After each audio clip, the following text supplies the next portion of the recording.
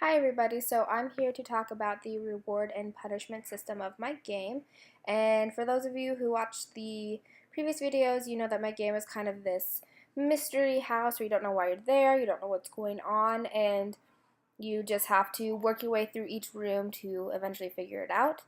So the reward system in my game is kind of hard just because you have to play it multiple times to kind of understand where you're getting rewarded and where you're not, because if you go into a certain room and do a certain thing, you'll either get a helpful clue or not a helpful clue.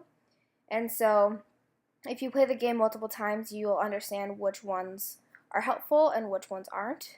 And at the end of the game will present to you how many clues you've found. And if you found the correct amount, then you get to move on and figure out the mystery and solve the crime. And if you didn't find enough, you wouldn't get to do that.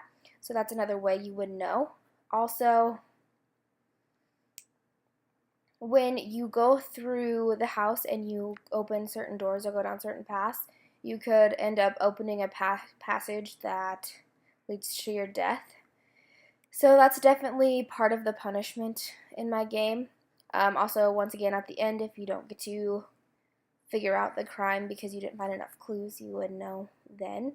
So it's kind of hard in my game to distinguish between the reward and punishment because it's not just out in the open for the player to understand until they've gone through my game a few times and realize that working through and finding the correct answers will get them further in the game.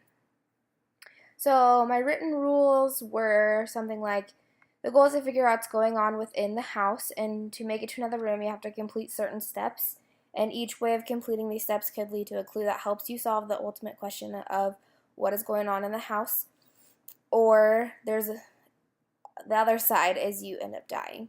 So the feedback supports the rules of my game because you're supposed to figure out what's going on, and as you figure it out, you either figure out the you miss clues or you get to figure out what's going on. So that's kind of the reward and punishment system of my game.